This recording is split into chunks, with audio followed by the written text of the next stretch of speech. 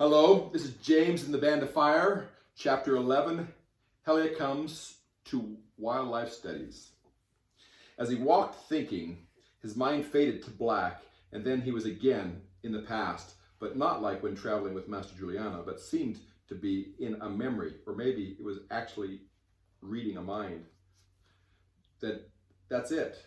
He was seeing through another's mind. Well, the good news is James is safe at camp, but I still don't know where Simon is. He must be in trouble. I am worried that Camilla has asked her band of thieves to capture him and keep him away from his family. She obviously knows that she is not yet strong enough to come after me. I know she hates me for marrying her father. I think she even blames me for the divorce that ended his marriage to Arya.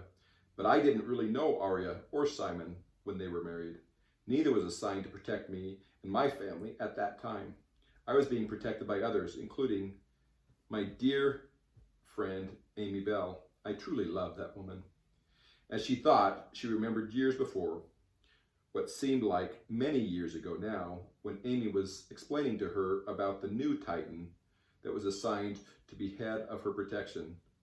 Detail now that Amy had been reassigned to help Doc McAdams in further strengthening the classification process. You need to know, Sarah, that Simon is one of our very best. You will never have someone that respects you more or puts your needs before his own so completely. He is injured, however, because just over 1 year ago, his wife left with their daughter and has forbidden him from seeing her. He still loves her, but they were not compatible. He put Arya and little Camilla first and has lived this last year with his heart in pieces. He loves his daughter more than life itself, but knows the fighting was not good for her, and if Arya feels it is better for Camilla to not see him, he will not interfere. He truly is a good man. Is he old? They usually assign me women or old men because they don't want me to fall in love with the Titan given my care. No, he is not old, and if you trust me, I should say he is a very handsome man. I don't know why they have assigned him to you. I do know that Doc McAdams recommended him for the job, and nobody really argues with Doc. Yes, I have met Doc also, and he is quite intimidating. No, he is actually an old softy, but his abilities often surprise all of us. Just then, a 6'2" dark-haired, brown-eyed, pale-skinned man walked into the room. That was definitely Simon John Adamson, even without Amy introducing him. She felt her heart start to race and her hands start to get clammy. She even got weak in the knees as Amy introduced them. Her voice cracked as she tried to greet him simply. He just smiled at her and went to work directing her protection. From that moment on, she loved him, but it took her almost another year to convince him that he loved her too. But there was no doubt in her mind now that he loved her more than life itself, and not just because he told her. I sure love that man.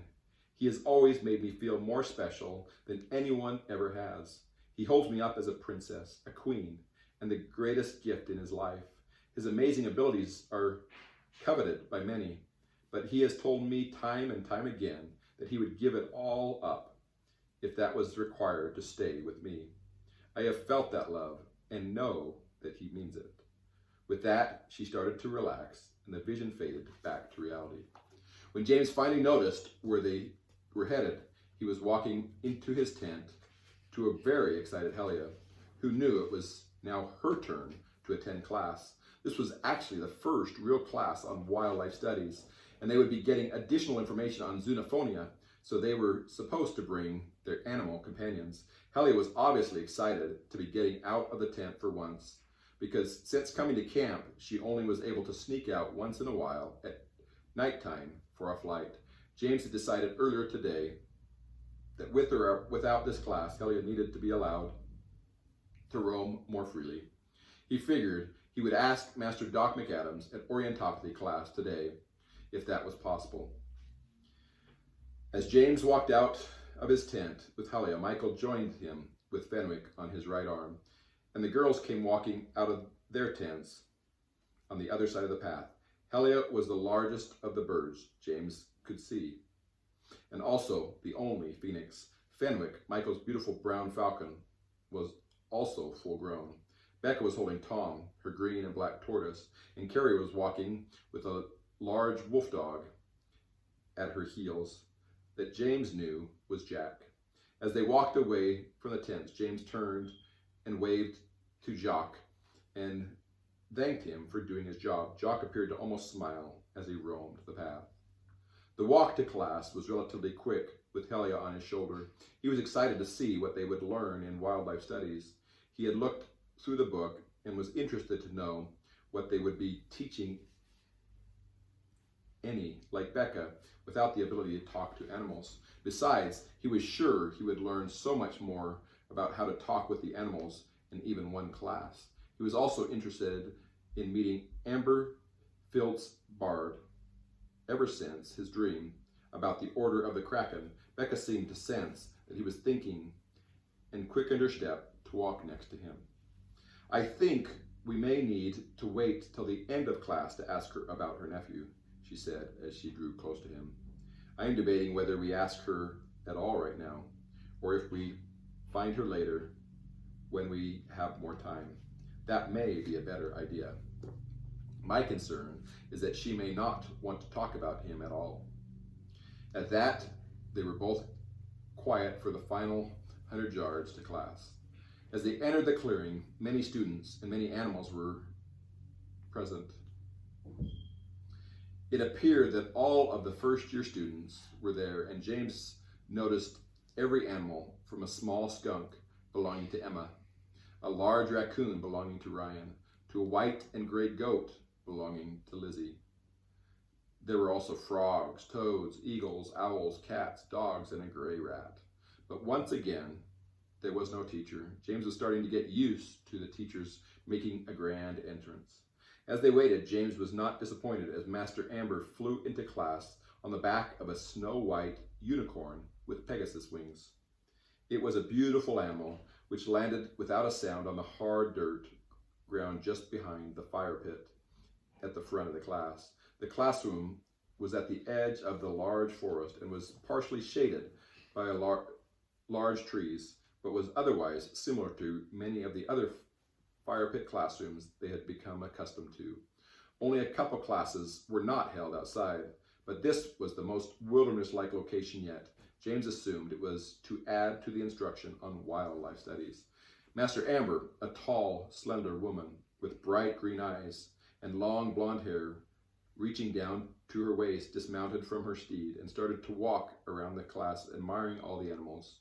Her love and excitement at each animal was infectious, and each student felt like she loved their animal, their companion, the best. But when she came to James and Helia, she stopped with a start. I didn't realize we would have a phoenix this year, she said, with admiration in her eyes. That is probably the most beautiful phoenix I have ever seen. She then turned directly to Helia and talked to her directly. I would love to pick your brain a little. I have always wanted to be companion with a phoenix. Maybe you can help me learn how to make it happen. Although James could hear her perfectly, he could tell Becca and Michael could not understand Master Amber as she spoke with Helia.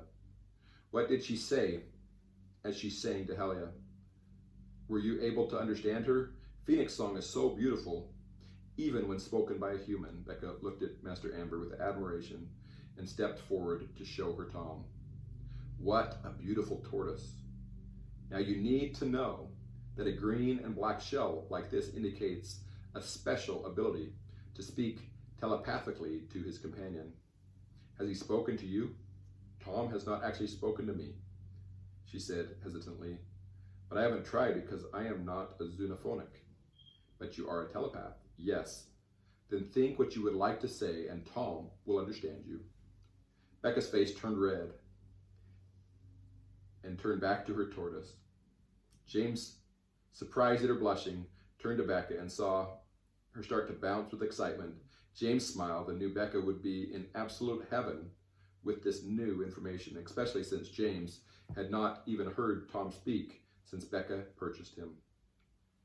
As Master Amber was talking to Tom, Fenwick started making a great racket and drew her attention to him.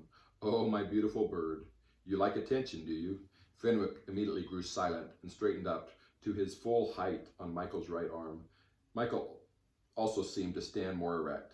This is my best friend. I am not a xenophonic either, but we understand each other. Master Amber looked over at Michael and smiled. That is a gift, my boy, a true blessing among friends. Jack and Carrie were the final pair in the class, and the beautiful red-haired wolf dog drew more admiration from Master Amber. You are unique. I have never seen a red-haired wolf dog before. Jack stood up on all fours with great power and began to speak. My mother was the leader of our pack and a beautiful red wolf. My father was a large gray and black husky that joined our pack when separated from his master. Therefore, I am truly one of a kind and a prince among wolves. Master Amber smiled and barked back. I will consider it a great pleasure to get to know you. Carrie stood there beaming and couldn't contain her excitement at her companion Jack's revelation to the class, at least those that could understand. Master Amber then walked to stand next to her beautiful companion and started to speak in a loud voice that everyone could easily hear. I am Master Amber Bard. I have been teaching here for many years and love animals. You have brought some of the most beautiful companions I have ever met in one class. Since I have met your companions, I feel it is important for you to meet mine. She then stepped forward and held her hand out to the snow-white Pegasus unicorn mix and introduced her. This is Medley, my unique companion of many years. She is the only Pegasus unicorn mix in existence and loves to meet new students.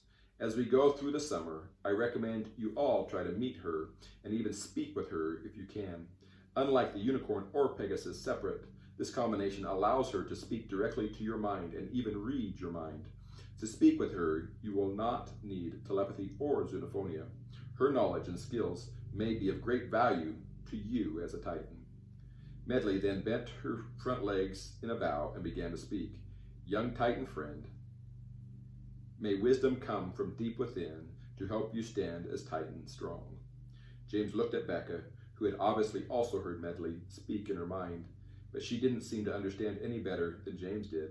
James was a little disappointed in himself that he didn't know exactly what she was saying. Master Amber just smiled and continued. Throughout this class, we will introduce you to many known animals of the wild, but we will also discuss some of the special magical creatures that I have great pleasure introducing many of you to. We will also learn the art of animal communication, whether it is true xenophonia or just listening to the cues most of the rest of the world will use to communicate with their pets. We will start today with this special communication. She began by helping students understand the different types of animals and how they communicate with each other. She discussed vertebrates versus invertebrates and how a backbone changes the required environment for life. As she gave this instruction, she explained how even this simple feature may influence how an animal will speak. She then introduced amphibians, reptiles, birds, and mammals, and helped each student classify their companion or pet based on this information. She then began teaching the different forms of animals speak, from hissing like a snake, singing or chirping like various birds, growling like a tiger or alligator, 2 different types of growl, and even purring or barking like a pet cat or dog, respectively. She then began to explain that every type of cat or every type of bird has a distinct and different sound. This fact was true for all species or types of animals.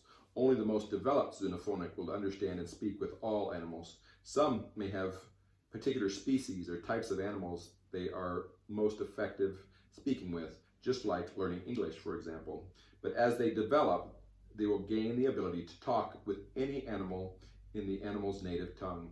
She then explained that over the next couple years, every single student should learn to speak with their individual companion by learning that language. The xenophonic will just not need to learn the language, as their brain translates automatically to most as the skill becomes more developed. James could see that already happening in his own mind, as he often didn't even realize the animals were not speaking English to him.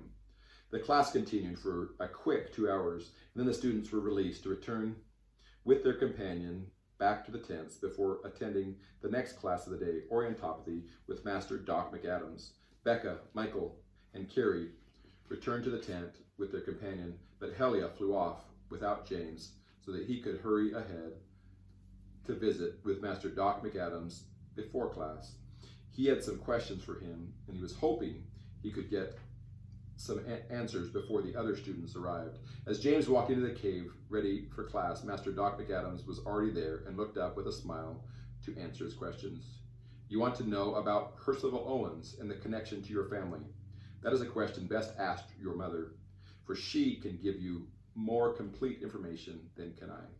James looked at him with surprise, and Master McAdams just smiled and continued. You also want to know about Camilla. Well, you already know some information from your dad. He is the best one to answer those questions through your telepathic connection with him that Camilla still doesn't know about.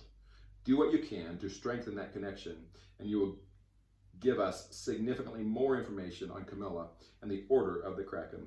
But how do I strengthen that link? You need to know that you are the strongest concordant I have ever tested. That includes Camilla.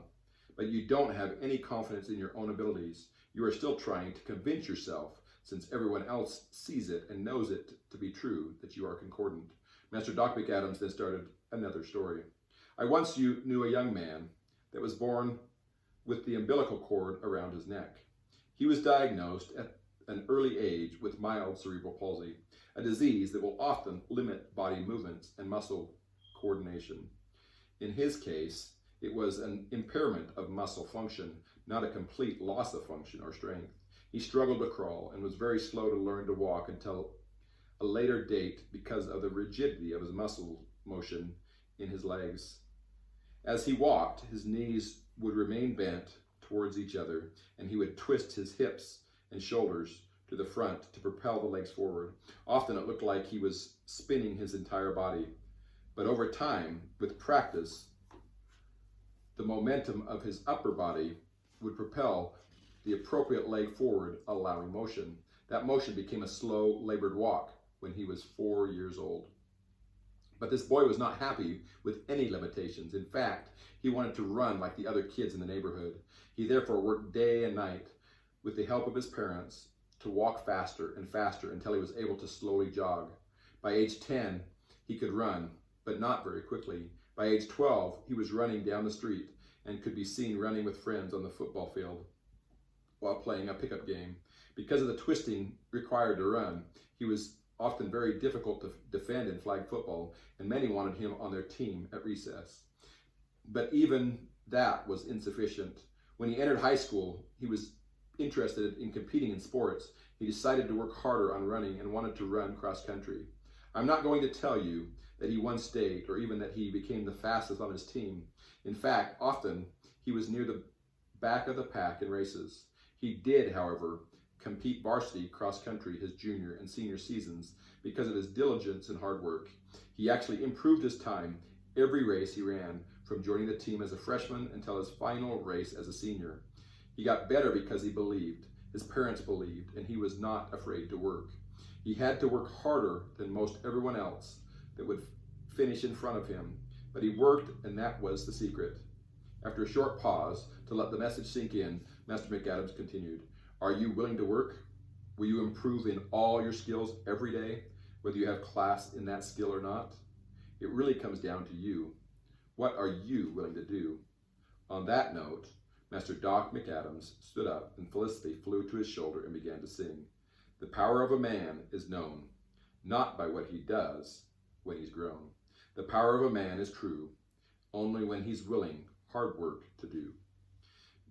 Master McAdams smiled at James and then started setting up as the other students began to enter the cave.